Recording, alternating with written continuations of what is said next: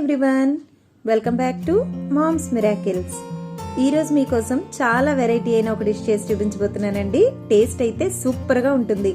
అంత variety dish ఏంటా అనుకుంటున్నారా? వీడియోలో చూసి కొంచెమైనా గెస్ట్ చేయగలిగారా? అదేం కాదండి, కోడిగుడ్డు బీరకాయ కూర. మరి ఎలా చేయాలో చూద్దామా? ఈ బీరకాయ కోడిగుడ్డు కూరని తయారు చేయడానికి చిన్న ముక్కలుగా కట్ చేసుకున్న 1 కప్పు బీరకాయ ముక్కల్ని, మీడియం సైజులో ఉండే ఉల్లిపాయని చిన్న ముక్కలుగా కట్ చేసుకున్నాను. ఒక 3 పచ్చిమిరపకాయలని సన్నగా కట్ చేసుకుని తీసుకోవాలి. ఒక కడాయిలో 3 టేబుల్ స్పూన్స్ ఆయిల్ని తీసుకోవాలి. ఆయిల్ వేడెక్కిన తర్వాత ఉల్లిపాయ ముక్కలను వేసుకుని లైట్గా కొంచెం ట్రాన్స్పరెంట్గా అయ్యేంత వరకు ఫ్రై చేసుకోవాలి. దీనిలోనికి కొద్దిగా సాల్ట్ యాడ్ చేసుకుందాము. ఇలా సాల్ట్ వేసుకోవడం వల్ల ఆనియన్ త్వరగా ఫ్రై అవుతాయి కదా. ఆనియన్స్ కొద్దిగా వేగాయి కదా, ఇప్పుడు దీనిలోనికి పచ్చిమిరపకాయలను వేసుకోవాలి. ఆనియన్స్ కొద్దిగా ట్రాన్స్పరెంట్గా అయ్యాయి కదా, ఇప్పుడు దీనిలోనికి 1 టేబుల్ స్పూన్ అల్లం వెల్లుల్లి పేస్ట్ని వేసుకోవాలి. అల్లం వెల్లుల్లి పేస్ట్ కొద్దిగా పచ్చివాసన పోయేంత వరకు ఫ్రై చేసుకున్న తర్వాత ఈ కట్ చేసుకున్న బీరకాయ ముక్కలను వేసుకోవాలి.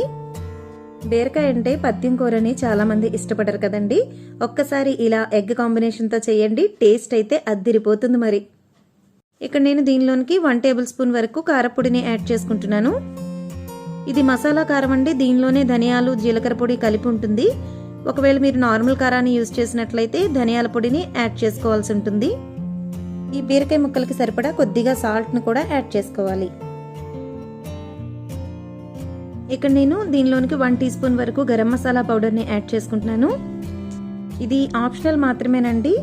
అంటే మనం గరం మసాలా పౌడర్ వేసుకోవడం వల్ల ఇందులో ఎగ్ యూజ్ చేస్తాం కాబట్టి నీచు వాసన లేకుండా ఉంటుందన్నమాట.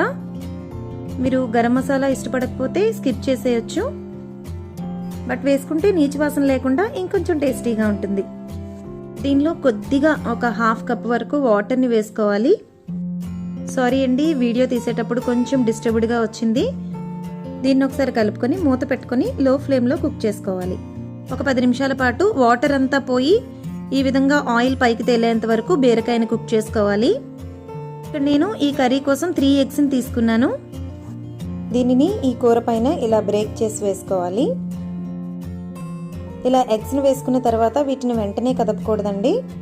మూత పెట్టుకొని ఒక 2 నిమిషాల పాటు అలా వదిలేయాలి. స్టవ్ని మీడియం టు లో ఫ్లేమ్లో పెట్టుకొని ఒక 2 నిమిషాల పాటు కుక్ చేసుకోవాలి. ఒక 2 మినిట్స్ తర్వాత ఎగ్ లైట్గా కుక్ అయి ఉంటుంది కదండి. ఇప్పుడు గరిటెతో ఈ ఎగ్ని కొంచెం పెద్ద సైజు ముక్కలుగా కట్ చేసుకుంటూ ఫ్రై చేసుకోవాలి.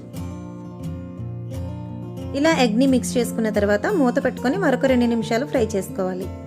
ఫైనల్గా ఫ్రెష్గా ఉండే కొద్దిగా కరివేపాకుని కొంచెం కొత్తిమీరను వేసుకుంటే టేస్టీ టేస్టీ వెరైటీ డిష్ బీరకాయ కోడిగుడ్డు కూర రెడీ అయిపోయినట్లే.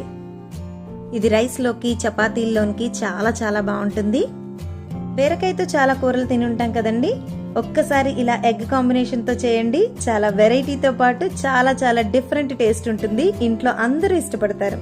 మరి ఈ వీడియో కనుక మీకు నచ్చినట్లయితే తప్పకుండా ఒక లైక్ చేయండి, షేర్ చేయండి, సబ్స్క్రైబ్ చేయడం మాత్రం అస్సలు మర్చిపోకండి. మరిన్ని టేస్టీ అండ్ హెల్దీ రెసిపీస్తో మరొక వీడియోలో మళ్ళీ కలుసుకుందాం. అంతవరకు స్టే హోమ్, స్టే సేఫ్.